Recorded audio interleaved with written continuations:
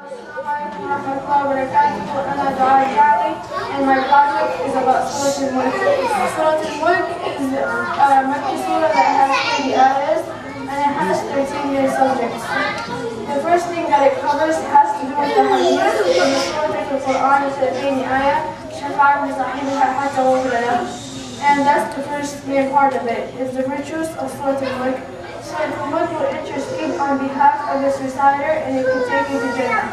The second thing is the glorification of Allah in mentioning the death, life, stars, and the heavens.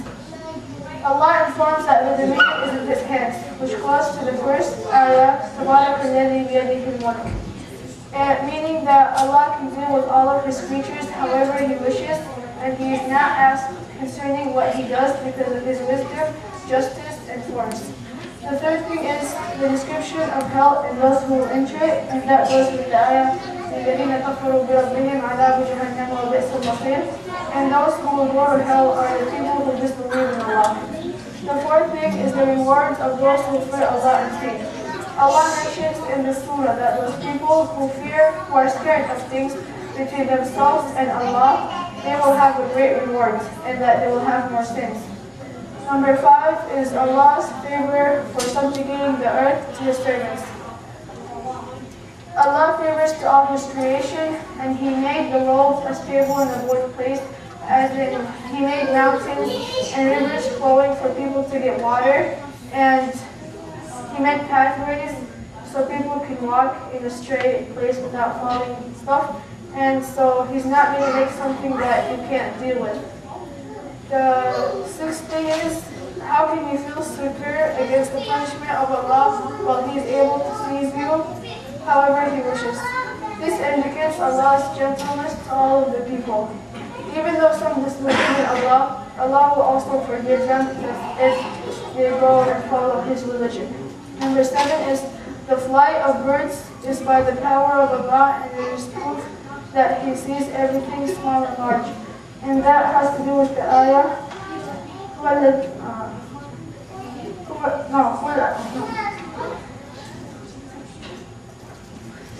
the flight of the birds is by the power of Allah, and it is and do people not see the birds on top of them flying? And how is that possible? It's only possible because Allah is making it possible for them. So Allah is making things suitable for all of His creatures. Number 8 is that no one will help you and no one can grant substance except for Allah. Allah addresses the idolatrous who worship others beside Him.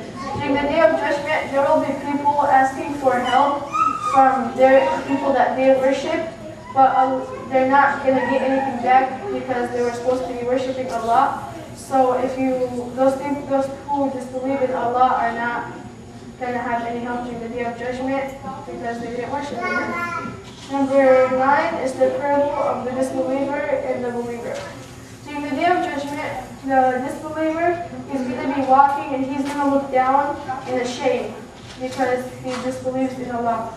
But the one who believed in Allah will be looking up and he will be proud of himself. And then Allah's power to create it and being evidence of the final abode. So no one will save you except for yourself. So the good deeds and the bad deeds are the ones that are going to save you from hellfire, and there is no escaping from it. During the Day of Judgment, you're not going to escape from Allah. So the only thing is your good things that you have done in this world. Number 12 is the death of the believer will not spare the disbeliever, so let him reflect upon his deliverance. Save yourself because there is nothing that you can do to rescue you except for Allah.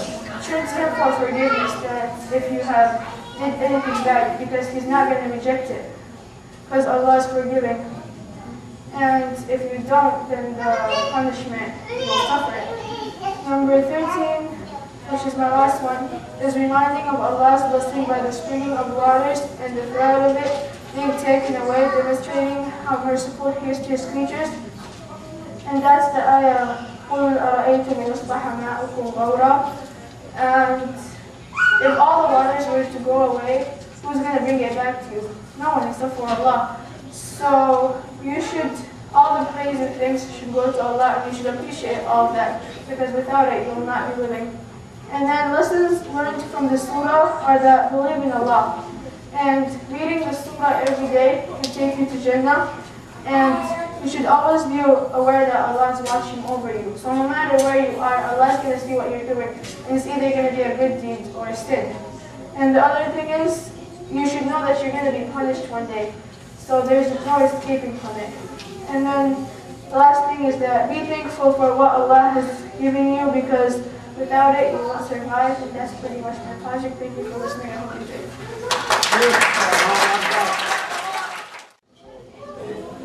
Here. Allahu Akbar.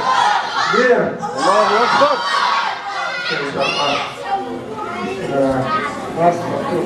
Please.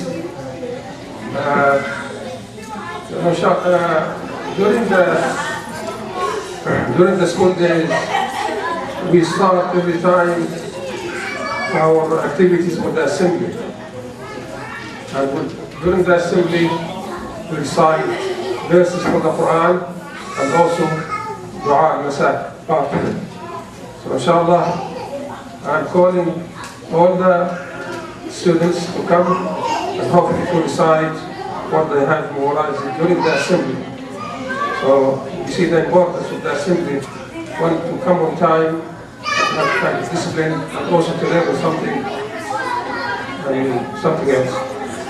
So, okay, class A and class B and class C, come forward, please. MashaAllah, good job, good job. Yeah. Walk. MashaAllah, good job, good job. Okay, class B and class C.